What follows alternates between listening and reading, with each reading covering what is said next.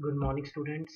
I am Simranjeet Singh, an assistant professor of commerce at Guru Nanak College, Budlada. So, this is your account lecture, and I am teaching you account.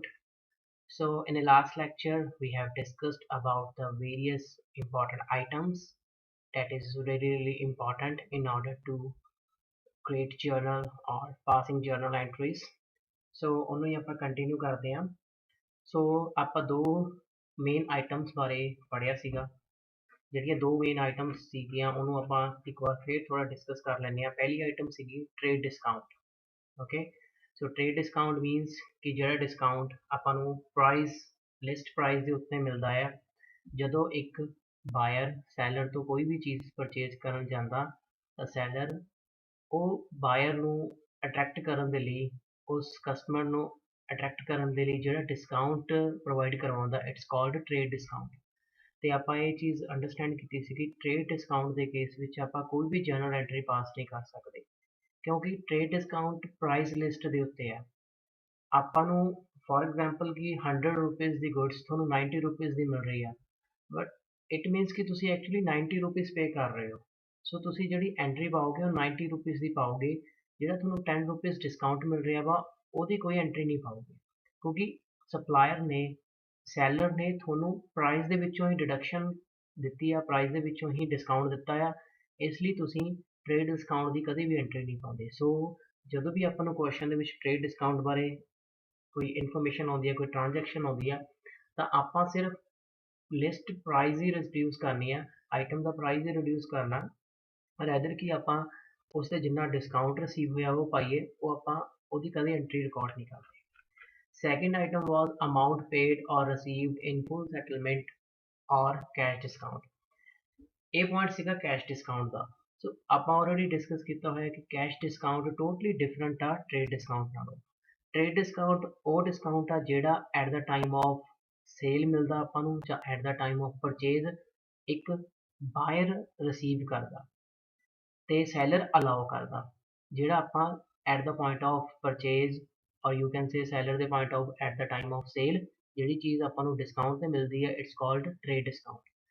Cash discount is a discount ਜਿਹੜਾ ਇੱਕ seller buyer ਨੂੰ allow ਕਰਦਾ in order to get early payments ਕਿ buyer ਮੈਨੂੰ ਜਲਦੀ ਤੋਂ ਜਲਦੀ payment ਕਰ ਸਕੇ। ਆਪਾਂ ਲਾਸਟ ਲੈਕਚਰ 'ਚ ਵੀ ਇਹ ਚੀਜ਼ ਡਿਸਕਸ ਕੀਤੀ ਆ ਕਿ ਹਰੇਕ seller most of the time ਉਹ ਜਿਹੜੀ ਚੀਜ਼ ਆ ਆਪਣੀ ਕ੍ਰੈਡਿਟ ਤੇ ਸੇਲ ਕਰਦਾ ਬਾਇਰ ਨੂੰ ਕਿਉਂਕਿ ਜਿੰਨਾ ਵੀ ਬਿਜ਼ਨਸ ਆ ਮੋਸਟਲੀ ਉਹ ਕ੍ਰੈਡਿਟ ਬੇਸਡ ਬਿਜ਼ਨਸ ਆ ਤੇ ਸੈਲਰ ਇਹ ਚਾਹੁੰਦਾ ਵਾ ਕਿ ਮੈਨੂੰ ਜਿਹੜੀ ਮੈਂ ਚੀਜ਼ ਕ੍ਰੈਡਿਟ ਤੇ ਸੇਲ ਕੀਤੀ ਹੋਈ ਆ ਉਹਦੀ ਪੇਮੈਂਟ ਜਲਦੀ ਤੋਂ ਜਲਦੀ ਮੈਨੂੰ ਰਿਸੀਵ ਹੋਵੇ।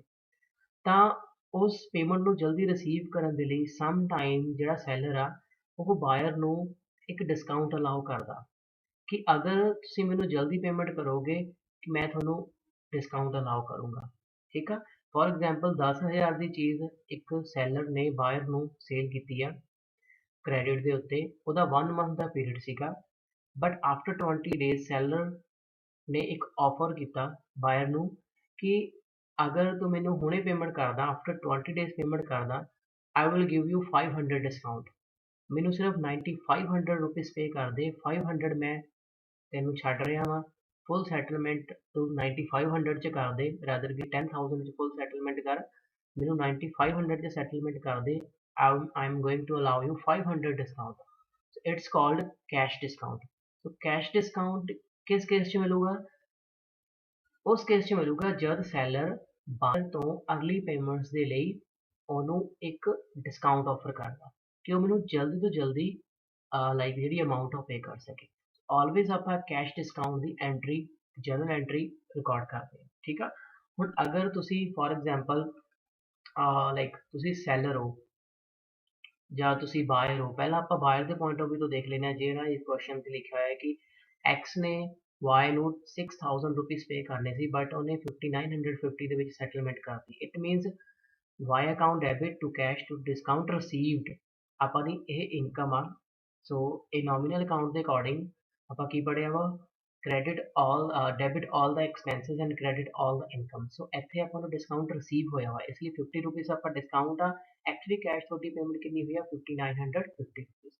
अगर ਆਪਾਂ y ਦੇ ਬੁੱਕ ਦੇ ਵਿੱਚ ਦੇਖੀਏ ਤਾਂ y ਨੇ ਉਹ ਡਿਸਕਾਊਂਟ ਅਲਾਉ ਕੀਤਾ ਵਾ ਸੋ y ਦੇ ਲਈ ਉਹ ਕੀ ਚੀਜ਼ ਆ ਐਕਸਪੈਂਸਿਵ ਇਸ ਲਈ ਉਹ ਡੈਬਿਟ ਹੋਈ ਹੈ ਸੋ ਨੋਮੀਨਲ ਰੂਲ ਦੇ ਅਕੋਰਡਿੰਗ ਡੈਬਿਟ ਆਲ ਦਾ ਐਕਸਪੈਂਸਿਵ ਸੋ ਕੈਸ਼ ਅਕਾਊਂਟ ਐਕਚੁਅਲੀ ਕੈਸ਼ ਕਿੰਨਾ ਰਿਸੀਵ ਹੋਇਆ 5950 डिस्काउंट अलाउड 50 2x आया कितों 6000 ठीक है सो ये दो पॉइंट आप ऑलरेडी डिस्कस किए थे लास्ट टॉपिक ਵਿੱਚ now I am going to discuss the third very important point third point is a goods distributed as free samples goods distributed as free samples so ਆਪਾਂ ਦੇਖਦੇ ਹਾਂ ਜਿੰਨੇ ਵੀ business run ਕਰਦੇ ਨੇ world wide ਉਹ most of time ਆਪਣੇ customers ਨੂੰ attract ਕਰਨ ਦੇ ਲਈ ਜਨਰਲ ਪਬਲਿਕ ਨੂੰ ਆਪਣੇ ਗੁੱਡਸ ਦੇ ਅਕੋਰਡਿੰਗ ਅਟਰੈਕਟ ਕਰਨ ਦੇ ਲਈ ਜਿਹੜੀ ਆਪਣੀ ਆਈਟਮ ਆ ਉਹਦੇ ਫ੍ਰੀ ਸੈਂਪਲਸ ਪਬਲਿਕ ਦੇ ਵਿੱਚ ਡਿਸਟ੍ਰੀਬਿਊਟ ਕਰਦੇ ਆ ਐਜ਼ ਐਨ ਐਡਵਰਟੀਜ਼ਮੈਂਟ ਠੀਕ ਆ ਤੁਸੀਂ ਵੀ ਕਈ ਵਾਰ ਆਪਾਂ ਦੇਖਿਆ ਹੋਊਗਾ ਕਿ ਜਿਹੜਾ ਜਦੋਂ ਵੀ ਕੋਈ ਨਵਾਂ ਪਲੇਅਰ ਮਾਰਕੀਟ 'ਚ ਆਉਂਦਾ ਵਾ ਕੋਈ ਨਵੀਂ ਕੰਪਨੀ ਮਾਰਕੀਟ 'ਚ ਆਉਂਦੀ ਆ ਤਾਂ ਉਹ ਆਪਣੇ ਆਪ ਨੂੰ ਕੰਪੀਟੀਸ਼ਨ 'ਚ ਲਿਆਉਣ ਦੇ ਲਈ ਕਸਟਮਰ ਨੂੰ ਆਪਣੇ ਲਈ ਅਟਰੈਕਟ ਕਰਨ ਦੇ ਲਈ ਕਈ ਵਾਰ ਕਈ ਆਈਟਮਸ ਨੂੰ ਫ੍ਰੀ ਦੇ ਵਿੱਚ ਡਿਸਟ੍ਰੀਬਿਊਟ ਕਰਦੀ ਆ ਇੱਥੇ ਵੀ ਉਹੀ ਚੀਜ਼ ਆ ਇੱਥੇ ਜਿਹੜਾ ਉਹ ਉਹਦੇ ਵੀ ਜਿਹੜੀ ਉਹਨੇ ਗੁੱਡਸ ਡਿਸਟ੍ਰੀਬਿਊਟ ਕੀਤੀਆਂ ਨੇ ਐਜ਼ ਐਨ ਫ੍ਰੀ ਸੈਂਪਲ ਸੋ ਉਹ ਆਪਾਂ ਉਹਨੂੰ ਇੱਕ ਐਡਵਰਟੀਜ਼ਮੈਂਟ ਅਕਾਊਂਟ 'ਚ ਰਿਕਾਰਡ ਕਰਾਂਗੇ ਸਾਡੇ ਲਈ ਉਹ ਐਕਸਪੈਂਸਿਸ ਆ ਕਿਉਂਕਿ ਆਪਾਂ ਖਰਚਾ ਕੀਤਾ ਆ ਸੋ ਆਪਾਂ ਜਿਹੜੀਆਂ ਵੀ goods as a free sample distribute ਕਰਾਂਗੇ ਉਹਨੂੰ ਆਪਾਂ ਐਡਵਰਟੀਜ਼ਮੈਂਟ ਅਕਾਊਂਟ 'ਚ ਡੈਬਿਟ ਕਰਾਂਗੇ ਤੇ ਪਰਚੇਜ਼ ਅਕਾਊਂਟ ਨੂੰ ਕ੍ਰੈਡਿਟ ਕਰਾਂਗੇ ਕਿਉਂਕਿ ਆਪਣੇ ਕੋਲ ਗੁੱਡਸ ਆਪਣੀਆਂ ਰਿਡਿਊਸ ਹੋਈਆਂ ਨੇ ਵਰਡਸ ਗੋਜ਼ ਆਊਟ ਗੁੱਡਸ ਗਈਆਂ ਨੇ ਕਿਹੜੀਆਂ ਗੁੱਡਸ ਗਈਆਂ ਨੇ ਜਿਹੜੀਆਂ ਆਪਾਂ ਆਲਰੇਡੀ ਪਰਚੇਜ਼ ਕੀਤੀਆਂ ਹੋਈਆਂ ਸੀ ਠੀਕ ਆ so advertisement account debit to purchase account so ਇਹ ਐਂਟਰੀ ਨਾਲ ਆਪਾਂ ਇਹਦੀ ਜਿਹੜੀ ਟ੍ਰਾਂਜੈਕਸ਼ਨ ਰਿਕਾਰਡ ਕਰਾਂਗੇ next fourth item is interest on capital so what is interest on capital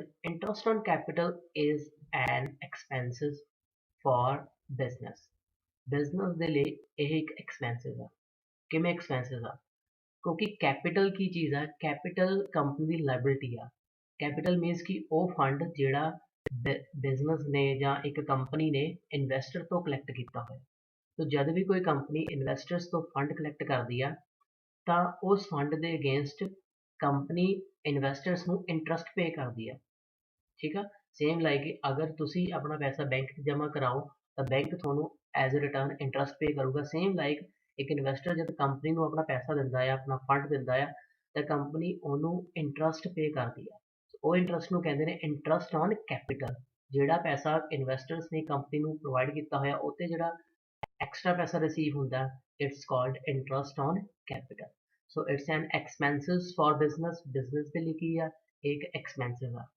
okay so ਇਹਦੀ ਐਂਟਰੀ ਆਪਾਂ ਕੀ ਪਾਵਾਂਗੇ ਆਪਾਂ ਨੋਮੀਨਲ ਰੂਲ ਦੇ ਅਕੋਰਡਿੰਗ ਕੀ ਅੰਡਰਸਟੈਂਡ ਕੀਤਾ ਪਰ debit all the expenses so interest account debit interest on capital account debit sorry interest on capital account debit to capital account capital account ਨੂੰ ਕ੍ਰੈਡਿਟ ਕਿਉਂ ਕੀਤਾ ਬਿਕਾਜ਼ ਕੈਪੀਟਲ ਅਕਾਊਂਟ ਇੱਥੇ ਆਪਣੀ increase ਹੋਈ ਹੈ ਆਪਣੀ ਲੈਵਲਟੀ ਇਨਕਰੀਜ਼ ਹੋਈ ਕਿਉਂਕਿ ਇੰਟਰਸਟ ਤੁਸੀਂ ਹੁਣ ਇਹ ਐਕਚੁਅਲੀ ਪੇ ਨਹੀਂ ਕੀਤਾ ਇਹ ਜਸਟ ਡਿਊ ਕੀਤਾ ਜੇ ਜਸਟ ਚਾਰਜ ਕੀਤਾ interest on capital account debit to capital account ਜਦ ਆਪਾਂ ਕਰ ਦਿੰਦੇ ਹਾਂ ਤਾਂ ਕੈਪੀਟਲ ਆਪਣੀ ਜਿਹੜੀ ਲੈਬਿਲਿਟੀ ਹੈ ਉਹ ਇਨਕਰੀਜ਼ ਹੁੰਦੀ ਹੈ ਸੋ ਲੈਬਿਲਿਟੀ ਕਦੋਂ ਇਨਕਰੀਜ਼ ਹੁੰਦੀ ਹੈ ਜਦ ਆਪਾਂ ਕੈਪੀਟਲ ਅਕਾਊਂਟ ਨੂੰ ਕ੍ਰੈਡਿਟ ਕਰਦੇ ਹਾਂ ਓਕੇ ਸੋ ਇਹਦੀ ਐਂਟਰੀ ਕੀ ਹੋਊਗੀ interest on capital account debit to capital account next is interest charge on drawings so first of all you must understand what are the drawings so drawings ਕੀ ਚੀਜ਼ ਹੈ ਬੇਟਾ drawings ਉਹ ਚੀਜ਼ ਆ ਜਦ ਇੱਕ ਇਨਵੈਸਟਰ ਆਪਣਾ ਜਿਹੜਾ ਫੰਡ ਕੰਪਨੀ ਨੂੰ ਦਿੱਤਾ ਹੁੰਦਾ ਉਹਨੂੰ ਵਿਡਰਾਅ ਕਰਵਾ ਲੈਂਦਾ ਠੀਕ ਆ ਫॉर एग्जांपल ਇੱਕ ਇਨਵੈਸਟਰ ਨੇ 5 ਲੱਖ ਰੁਪਏ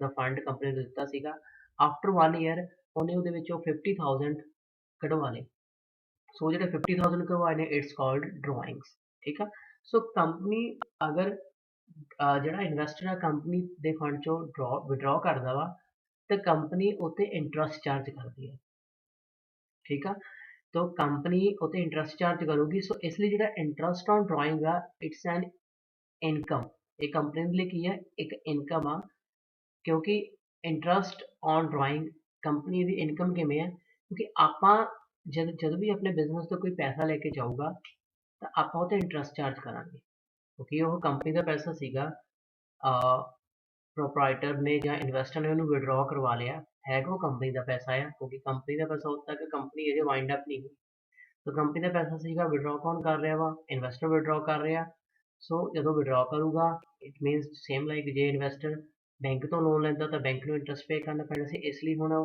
ਕੰਪਨੀ ਦਾ ਪੈਸਾ ਵਿਡਰਾ ਕਰ ਰਿਹਾ, ਸੋ ਇਸ ਲਈ ਇਨਵੈਸਟਰ ਨੂੰ ਕੰਪਨੀ ਨੂੰ ਪੇਮੈਂਟ ਕਰਨੀ ਪੈਣੀ ਹੈ ਐਜ਼ ਇੰਟਰਸਟ। ਸੋ ਇੰਟਰਸਟ ਕੀ ਹੈ ਕੰਪਨੀ ਲਈ ਇਨਕਮ। ਇੱਥੇ ਆਪਾਂ ਜਿਹੜੀ ਐਂਟਰੀ ਪਾਵਾਂਗੇ, ਇੱਥੇ ਆਪਾਂ ਪਾਵਾਂਗੇ drawings account debit or capital account debit. ਦੋਨਾਂ ਵਿੱਚੋਂ ਇੱਕ ਚੀਜ਼ ਨੂੰ ਆਪਾਂ ਡੈਬਿਟ ਕਰਾਂਗੇ, drawing account debit or capital account debit to interest on drawing account. Capital account ਆਪਾਂ ਡੈਬਿਟ ਕਿਉਂ ਕੀਤਾ, ਕਿਉਂਕਿ ਇੱਥੇ ਆਪਣੀ ਲਾਇਬਿਲਿਟੀ ਰਿਡਿਊਸ ਹੋਈ ਹੈ। ਆਪਾਂ ਇਹ ਚੀਜ਼ ਪਿਛਲੇ ਪੁਆਇੰਟ 'ਚ ਪੜ੍ਹੀ ਹੈ ਕਿ ਅਗਰ ਆਪਾਂ ਇਨਵੈਸਟਰ ਤੋਂ ਪੈਸਾ ਲੈਨੇ ਆ ਤਾਂ ਆਪਣੀ ਲਾਇਬਿਲਿਟੀ ਇਨਕਰੀਜ਼ ਹੁੰਦੀ ਹੈ। ਸੋ ਇਨਕਰੀਜ਼ ਕਦੋਂ ਹੁੰਦੀ ਹੈ, ਜਦੋਂ ਆਪਾਂ ਕੈਪੀਟਲ ਅਕਾਊਂਟ ਨੂੰ ਕ੍ਰੈਡਿਟ ਕਰਦੇ ਹਾਂ। ਇੱਥੇ ਆਪਾਂ ਕੈਪੀਟਲ ਅਕਾਊਂਟ ਨੂੰ ਡੈਬਿਟ ਕੀਤਾ, ਇਟ ਮੀਨਸ ਅਗਰ ਕਿਸੇ ਇਨਵੈਸਟਰ ਨੇ 5 ਲੱਖ ਰੁਪਏ ਦਿੱਤੇ ਸੀ, ਹੁਣ 1 ਲੱਖ ਰੁਪਏ ਨੇ ਵਿਡਰਾਅ ਕਰ ਲਿਆ, ਇਟ ਮੀਨਸ ਕੰਪਨੀ ਲਾਇਬਿਲਿਟੀ ਕਿੰਨੀ ਰਹਿ ਗਈ, ਸਿਰਫ ਹੁਣ 4 ਲੱਖ। ਇਸ ਲਈ ਆਪਾਂ ਕੈਪੀਟਲ ਅਕਾਊਂਟ ਨੂੰ ਡੈਬਿਟ ਕਰਕੇ ਆਪਣੀ ਲਾਇਬਿਲਿਟੀ ਰਿਡਿਊਸ ਕਰ ਰਹੇ ਹਾਂ। ਚਾਹੇ ਤੁਸੀਂ ਡਰਾਇੰਗ ਅਕਾਊਂਟ ਨੂੰ ਡੈਬਿਟ ਕਰ ਲਓ, ਚਾਹੇ ਕੈਪੀਟਲ ਅਕਾਊਂਟ ਨੂੰ ਡੈਬਿਟ ਕਰ ਲਓ। To interest on drawing account, so interest on drawing account would be credited because according to the nominal rule credit all the income. So entry will be drawing account debit or capital account debit to interest on drawing account. Next is the depreciation charge on fixed assets. So ਆਪਾਂ ਨੂੰ ਪਤਾ ਹੀ ਹੈ ਸਾਰਿਆਂ ਨੂੰ, ਤੁਸੀਂ +1 +2 ਦੇ ਵਿੱਚ ਵੀ ਇਹ ਚੀਜ਼ ਅੰਡਰਸਟੈਂਡ ਕਰਕੇ ਆਏ ਹੋਵੋਗੇ ਕਿ ਕੋਈ ਵੀ ਜਿਹੜੀ ਫਿਕਸ ਐਸਟ ਆ ਆਪਾਂ ਉਹਦੀ ਬੈਲੈਂਸ ਸ਼ੀਟ ਦੇ ਵਿੱਚ ਰਿਕਾਰਡਿੰਗ ਕਰਦੇ ਹਾਂ ਆਫਟਰ ਡੈਪਰੀਸ਼ੀਏਸ਼ਨ। ਸੋ ਲੈਂਡ ਬਿਲਡਿੰਗ, ਸੌਰੀ ਨਾਟ ਲੈਂਡ ਕਦੇ ਡੈਪਰੀਸ਼ੀਏਟ ਨਹੀਂ ਹੁੰਦੀ, ਲੈਂਡ ਹਮੇਸ਼ਾ ਐਪਰੀਸ਼ੀਏਟ ਹੁੰਦੀ ਹੈ। ਸੋ ਬਿਲਡਿੰਗ, ਫਰਨੀਚਰ, ਵਹੀਕਲ, ਕੰਪਿਊਟਰਸ, ਠੀਕ ਆ, ਪਿਕਚਰਸ, ਕੋਈ ਵੀ ਅਗਰ ਫਿਕਸ ਐਸਟ ਆ ਤਾਂ ਉਹਦੀ ਆਪਾਂ ਰਿਕਾਰਡਿੰਗ ਕਰਨੀ ਆ ਆਫਟਰ ਚਾਰਜਿੰਗ ਡੈਪਰੀਸ਼ੀਏਸ਼ਨ। ਡੈਪਰੀਸ਼ੀਏਸ਼ਨ ਦੀ ਅਮਾਊਂਟ ਆਪਾਂ ਨੂੰ ਮੋਸਟਲੀ ਗਿਵਨ ਹੁੰਦੀ ਆ। ਸੋ depreciation account debit to asset account, ਠੀਕ ਆ। ਸੋ ਡੈਬਿਟ ਆਲ ਦਾ ਐਕਸਪੈਂਸਿਸ, ਸੋ ਡੈਪਰੀਸ਼ੀਏਸ਼ਨ ਸਾਡੇ ਲਈ ਕੀ ਐਕਸਪੈਂਸਿਸ ਆ, ਸੋ ਇਹਨੂੰ ਆਪਾਂ ਪ੍ਰੋਫਿਟ ਐਂਡ ਲਾਸ ਅਕਾਊਂਟ ਦੇ ਵਿੱਚ ਚਾਰਜ ਕਰਦੇ ਹਾਂ, ਆਪਣਾ ਪ੍ਰੋਫਿਟ ਰਿਡਿਊਸ ਕਰਦੇ ਹਾਂ। ਡੈਪਰੀਸ਼ੀਏਸ਼ਨ account debit to asset account, ਐਸਟ ਆਪਣੀ ਵੈਲਿਊ ਰਿਡਿਊਸ ਹੋ ਜਾਂਦੀ ਆ। ਸੋ ਐਸਟ ਦੀ ਵੈਲਿਊ ਰਿਡਿਊਸ ਜਦ ਹੁੰਦੀ ਹੈ ਤਾਂ ਉਹਨੂੰ ਆਪਾਂ ਕ੍ਰੈਡਿਟ ਕਰਦੇ ਹਾਂ, ਠੀਕ ਆ। ਸੋ ਜਿਹੜੀ ਵੀ ਐਸਟ ਦਾ ਨਾਮ ਆ, to furniture account, to building account, to vehicle account, so depreciation account debit to asset account. Next, bad debts. So what are the bad debts? Bad debts ਉਹ like expenses ਨੇ ਜਾਂ ਉਹ loss ਆ ਜਦੋਂ ਆਪਾਂ ਨੂੰ ਜਿਹੜੇ ਡੈਟਰਸ ਹੁੰਦੇ ਆ ਉਹ ਰਿਸੀਵ ਨਹੀਂ ਹੁੰਦੇ। ਸੋ ਆਪਣੇ ਡੈਟਰਸ ਕਦੋਂ ਜਨਰੇਟ ਹੁੰਦੇ ਆ, ਜਦ ਆਪਾਂ ਕ੍ਰੈਡਿਟ ਤੇ ਸੇਲ ਕਰਦੇ ਹਾਂ। ਜਦ ਆਪਣੀ ਕੰਪਨੀ ਕ੍ਰੈਡਿਟ ਤੇ ਸੇਲ ਕਰੂਗੀ ਇਟ ਮੀਨਸ ਆਪਣੇ ਡੈਟਰ ਜਨਰੇਟ ਹੋਣਗੇ। ਸੋ ਇਨ ਕੇਸ ਅਗਰ ਉਹਨਾਂ ਡੈਟਰਸ ਨੇ ਆਪਾਂ ਨੂੰ ਟਾਈਮਲੀ ਪੇਮੈਂਟ ਨਹੀਂ ਕੀਤੀ ਤਾਂ ਆਪਾਂ ਕੀ ਅਸਿਊਮ ਕਰਦੇ ਹਾਂ ਕਿ ਉਹ ਜਿਹੜੇ ਪੈਸੇ ਆ ਹੁਣ ਨਹੀਂ ਆਉਣਗੇ, ਤਾਂ ਉਹਨਾਂ ਨੂੰ ਆਪਾਂ ਬੈਡ ਡੈਟਸ ਡਿਕਲੇਅਰ ਕਰ ਦਿੰਦੇ ਹਾਂ। ਸੋ ਜਿੰਨੇ ਵੀ ਬੈਡ ਡੈਟਸ ਹੋਣਗੇ ਆਪਾਂ ਉਹਨਾਂ ਦੀ ਐਂਟਰੀ ਕਿਵੇਂ ਪਾਵਾਂਗੇ, bad debts account debit to debtors account. So because bad debts debit ਕਿਉਂ ਕੀਤਾ, because debit all the expenses according to the nominal rule, and debtors ਨੂੰ like to debtors account debtors ਨੂੰ credit ਕਿਉਂ ਕੀਤਾ, because debtors are assets, asset sides ਹੁੰਦੇ ਨੇ। so debtors ਆਪਣੇ reduce ਹੋਏ ਨੇ, so assets reduce ਕਰਨੀ ਹੋਵੇ ਤਾਂ ਉਹਨੂੰ ਆਪਾਂ ਹਮੇਸ਼ਾ credit ਕਰਦੇ ਹਾਂ। so bad debts account debit to debtors account। next bad debts recovered। so ਕਈ ਵਾਰ ਕੀ ਹੁੰਦਾ ਕਿ ਆਪਾਂ ਇੱਕ ਵਾਰ ਜਦੋਂ ਬੈਡ ਡੈਟਸ ਜਨਰੇਟ ਕਰ ਦਿੰਦੇ ਹਾਂ, ਕਈ ਵਾਰ ਉਹਨਾਂ ਦੀ ਪੇਮੈਂਟ ਆਉਣੀ ਸਟਾਰਟ ਹੋ ਜਾਂਦੀ ਹੈ। ਫੋਰ ਐਗਜ਼ਾਮਪਲ ਕੰਪਨੀ ਦੇ ਡੈਟਰ ਸੀਗੇ 1 ਲੱਖ, ਉਹਦੇ ਵਿੱਚੋਂ 10,000 ਦੇ ਬੈਡ ਡੈਟਸ ਕੰਪਨੀ ਨੇ ਡਿਕਲੇਅਰ ਕਰਤੇ ਇੱਕ ਵਾਰ, ਬਟ ਉਹ 10,000 ਦੇ ਵਿੱਚੋਂ 200 ਜਾਂ 2000 ਰੁਪੀਸ ਰਿਕਵਰ ਹੋ ਗਏ। ਸੋ ਉੱਥੇ ਆਪਾਂ ਜਿਹੜੀ ਐਂਟਰੀ ਪਾਵਾਂਗੇ that is a cash account debit to bad debts recovered account, ਕਿਉਂਕਿ ਇਹਨੂੰ ਆਪਾਂ ਰਿਕਵਰਡ ਅਕਾਊਂਟ ਦੇ ਵਿੱਚੋਂ ਕ੍ਰੈਡਿਟ ਕਰ ਦਾਂਗੇ। Cash account debit to bad debts recovered account. then purchase and sale of investment। so investment means ਕਿ ਸਾਡੀ company ਨੇ ਕਿਸੇ ਹੋਰ ਕੰਪਨੀ ਦੇ ਵਿੱਚ ਆਪਣਾ ਪੈਸਾ ਇਨਵੈਸਟ ਕੀਤਾ ਹੁੰਦਾ, ਉਹ ਕੰਪਨੀ ਦੀ ਕੀ ਹੈ, ਇਨਵੈਸਟਮੈਂਟ ਆ। ਸੋ ਜਦ ਵੀ ਆਪਾਂ ਇਨਵੈਸਟਮੈਂਟ ਪਰਚੇਜ਼ ਕਰਦੇ ਹਾਂ ਇਟ ਮੀਨਸ ਆਪਾਂ ਨੂੰ ਕੈਸ਼ ਪੇ ਕਰਨਾ ਪੈਣਾ, ਤਾਂ ਹੀ ਆਪਾਂ ਨੂੰ ਇਨਵੈਸਟਮੈਂਟ ਮਿਲੂਗੀ। ਤੇ ਆਪਣੀ ਕੰਪਨੀ ਕਿਸੇ ਹੋਰ ਕੰਪਨੀ 'ਚ ਪੈਸਾ ਲਗਾ ਰਹੀ ਹੈ, ਇਟ ਮੀਨਸ ਆਪਣੀ ਕੰਪਨੀ ਦੂਜੀ ਕੰਪਨੀ ਨੂੰ ਪੈਸਾ ਦੇ ਰਹੀ ਹੈ। ਤੇ ਇੱਥੇ ਆਪਾਂ ਐਂਟਰੀ ਕੀ ਪਾਵਾਂਗੇ, investment account debit to cash account. Investment ਕੀ ਹੈ, ਸਾਡੇ ਲਈ ਐਸਟ ਆ। ਐਸਟ ਜਦ ਆਪਾਂ ਡੈਬਿਟ ਕਰ ਦਿੰਦੇ ਆ ਤਾਂ ਉਹ ਡੇਟ ਮੀਨਸ ਕਿ ਆਪਾਂ ਇਨਕਰੀਜ਼ ਕੀਤੀ ਹੈ ਐਸਟ। ਸੋ ਇਨਵੈਸਟਮੈਂਟ ਅਕਾਊਂਟ ਨੂੰ ਆਪਾਂ ਡੈਬਿਟ ਕਰਕੇ ਐਸਟ ਆਪਣੀ ਇਨਕਰੀਜ਼ ਕਰ ਰਹੇ ਹਾਂ। So investment account debit to cash account, cash ਆਪਣੇ ਕੋਲ ਜਾ ਰਿਹਾ ਵਾ, what's goes out means cash. ਅਗਰ ਆਪਾਂ ਲਾਈਕ ਆਪਣੀ ਇਨਵੈਸਟਮੈਂਟ ਨੂੰ ਸੇਲ ਕਰ ਰਹੇ ਹਾਂ then cash account debit to investment account, because ਅਗਰ ਤੁਸੀਂ ਇਨਵੈਸਟਮੈਂਟ ਨੂੰ ਸੇਲ ਕਰੋਗੇ ਕੈਸ਼ ਤੁਹਾਨੂੰ ਰਿਸੀਵ ਹੋਊਗਾ, ਇਨਵੈਸਟਮੈਂਟ ਅਕਾਊਂਟ ਮਤਲਬ ਐਸਟ ਥੋੜੀ ਘਟ ਜਾਊਗੀ। ਸੋ ਐਸਟ ਘਟਾਉਣੇ ਕਿਵੇਂ, ਆਪਾਂ ਐਸਟ ਨੂੰ ਕ੍ਰੈਡਿਟ ਕਰਕੇ। So cash account debit to investment account. then loss of goods by fire accident or theft। ਕਈ ਵਾਰ ਕੀ ਹੁੰਦਾ ਬੇਟਾ, ਜਿਹੜੀਆਂ ਵੀ ਆਪਣੀਆਂ ਗੁੱਡਸ ਆਪਣੀਆਂ ਬਣੀਆਂ ਹੁੰਦੀਆਂ ਨੇ, ਆਪਣੇ ਗੋਡਾਊਨ ਦੇ ਵਿੱਚ ਪਾਈਆਂ ਹੁੰਦੀਆਂ ਨੇ, ਕਈ ਵਾਰ ਉਹਨਾਂ ਨੂੰ ਅੱਗ ਲੱਗ ਜਾਂਦੀ ਹੈ, ਕਈ ਵਾਰ ਕੋਈ ਐਕਸੀਡੈਂਟ ਅਕਰ ਹੋ ਜਾਂਦਾ, ਜਾਂ ਕਈ ਵਾਰ ਕੋਈ ਥੈਫਟ ਹੋ ਜਾਂਦਾ, ਸਟੋਲਨ ਹੋ ਜਾਂਦੀ ਚੀਜ਼, ਤਾਂ ਆਪਣੇ ਲਈ ਉਹ ਲਾਸ ਆ। ਕਿਉਂਕਿ ਜਿਹੜੀ ਚੀਜ਼ ਆਪਾਂ ਇੱਕ ਵਾਰ ਬਣਾ ਕੇ ਗੋਡਾਊਨ 'ਚ ਰੱਖ ਲਈ, ਅਗਰ ਉਹ ਫਾਇਰ ਕਰਕੇ ਲਾਸ ਹੋ ਰਹੀ ਹੈ, ਥੈਫਟ ਕਰਕੇ ਲਾਸ ਹੋ ਰਹੀ ਹੈ, ਜਾਂ ਐਨੀ ਅਦਰ ਐਕਸੀਡੈਂਟ ਕਰਕੇ ਲਾਸ ਹੋ ਰਹੀ ਹੈ, ਤਾਂ ਆਪਣੇ ਲਈ ਕੰਪਨੀ ਲਈ ਕੀ ਆ, ਉਹ ਲਾਸ ਆ। ਸੋ ਆਪਾਂ ਇੱਥੇ ਕੀ ਕਰਾਂਗੇ, ਲਾਸ ਔਨ ਫਾਇਰ और ठीक है, loss by fire, loss by accident, loss by theft account debit, क्योंकि नॉमिनल रूल के according debit all the expenses and losses. तो लॉसेस को आप डेबिट करना, so loss by fire account debit to purchase account. ठीक है, तो purchase account means की गुड्स अपनी रिड्यूस होंगे, what's goes out goods.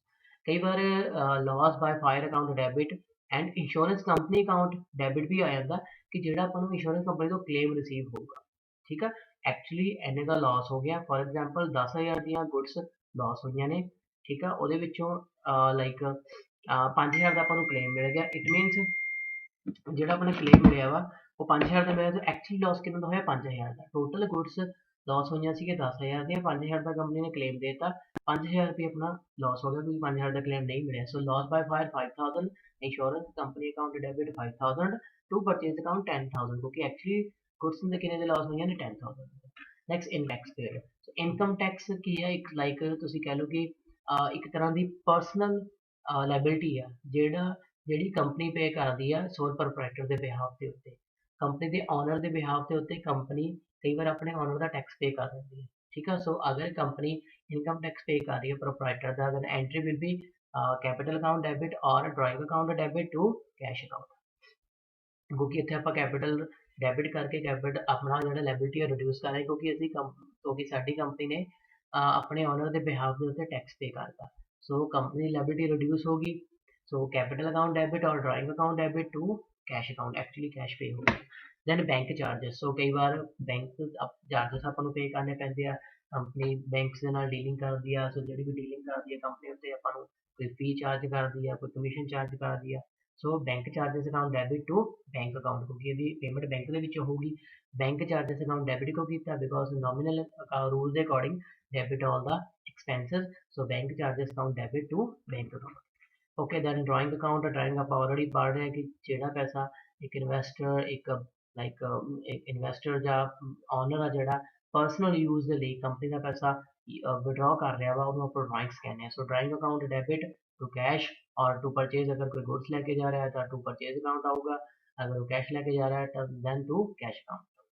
Then personal expenses of the proprietor. कई बार कंपनी ऑनर ਦੇ ਬਿਹਾਫ ਦੇ ਉੱਤੇ ਉਹਦਾ ਲਾਈਫ ਇੰਸ਼ੋਰੈਂਸ ਪ੍ਰੀਮੀਅਮ ਪੇ ਕਰਦੀ ਆ, ਟੈਲੀਫੋਨ ਬਿੱਲ ਪੇ ਕਰਦੀ ਆ, ਹੋਮ ਬਿੱਲ ਪੇ ਕਰਦੀ ਆ, ਟਿਊਸ਼ਨ ਫੀ ਪੇ ਕਰਦੀ ਆ ਉਹਦੇ ਜਰਨਲ ਦੀ। ਉਸ ਕੇਸ ਦੇ ਵਿੱਚ ਆਪਾਂ ਉਹਦੇ ਕੈਪੀਟਲ ਅਕਾਊਂਟ ਨੂੰ ਰਿਡਿਊਸ ਕਰਨਾ ਜਾਂ ਡਰਾਇੰਗ ਅਕਾਊਂਟ ਨੂੰ ਇਨਕਰੀਜ਼ ਕਰਨਾ। सो कैपिटल अकाउंट रिड्यूस करने का मतलब कि कैपिटल अकाउंट डेबिट और drawing account debit to cash, अगर आप cash payment. Then sale of assets. ठीक है, अगर आप कोई एसेट सेल कर रहे हैं देन अपने को कैश आऊगा या बैंक पैसे होंगे। सो कैश अकाउंट डेबिट और bank account debit to asset account. ठीक है, अगर आप लाइक लॉस से सेल कर रहे हैं या प्रॉफिट से सेल कर रहे हैं, जे प्रॉफिट से सेल कर रहे हैं then profit on sale of fix asset, अगर लॉस से सेल कर रहे हैं then cash account debit, loss on sale on asset account debit to assets account. ठीक है, देन अमाउंट पेड और received on behalf of customer. कई बार आप कस्टमर के बिहाफ से आप पैसा रिसीव करते हैं या ਉਹਦੇ ਬਿਹਾਫ ਤੇ ਉਹਦੀ ਪੇਮੈਂਟ ਕਰਦੇ ਆ।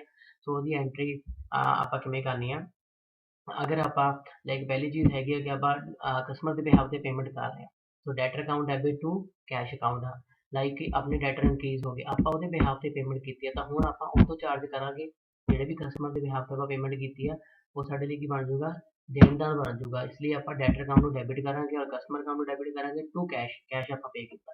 ਅਗਰ ਆਪਾਂ ਕਸਟਮਰ ਦੇ ਬਿਹਾਫ ਤੇ ਰਿਸੀਵ ਕਰ ਰਹੇ ਹਾਂ then cash account debit to debtor account, ਆਪਣੇ ਆਪਾਂ ਉਹਦੇ ਬਿਹਾਫ ਤੇ ਰਿਸੀਵ ਕਰ ਲਿਆ, ਆਪਾਂ ਜਿਹੜੇ ਉੱਥੋਂ ਜਿੰਨੇ ਪੈਸੇ ਲੈਣੇ ਸੀ ਉਹਨੇ ਪੈਸੇ ਘਟਾ ਲਓ। So cash account debit to debtors account. Amount paid on behalf of creditors. ਆਪਾਂ ਕਈ ਵਾਰ ਕ੍ਰੈਡੀਟਰਸ ਦੇ ਬਿਹਾਫ ਤੇ ਉੱਤੇ ਪੇਮੈਂਟ ਕਰਦੇ ਹਾਂ। ਠੀਕ ਆ, ਸੋ ਕ੍ਰੈਡੀਟਰਸ ਦੇ ਜਿਹੜੇ ਪੈਸੇ ਆਪਾਂ ਆਲਰੇਡੀ ਦੇਣੇ ਸੀਗੇ, ਓਕੇ, ਸੋ ਉਹਦੇ ਬਿਹਾਫ ਤੇ ਆਪਾਂ ਪੇਮੈਂਟ ਕਰ ਰਹੇ ਹਾਂ। ਸੋ ਹੁਣ ਆਪਾਂ ਕ੍ਰੈਡੀਟਰਸ ਅਕਾਊਂਟ ਨੂੰ ਰਿਡਿਊਸ ਕਰਾਂਗੇ। So creditors account debit to cash account, ਕਿਉਂਕਿ ਹੁਣ ਕ੍ਰੈਡੀਟਰਸ ਅਕਾਊਂਟ ਨੂੰ ਅਗਰ ਆਪਾਂ ਡੈਬਿਟ ਕਰ ਰਹੇ ਹਾਂ ਡੈਟ ਮੀਨਸ ਆਪਣੇ ਕ੍ਰੈਡੀਟਰ ਰਿਡਿਊਸ ਹੋ ਰਹੇ ਨੇ, ਕਿਉਂਕਿ creditors are liabilities and liabilities reduce ਕਰਨ ਲਈ ਆਪਾਂ ਨੂੰ ਉਹਨਾਂ ਨੂੰ ਡੈਬਿਟ ਕਰਨਾ ਪੈਂਦਾ।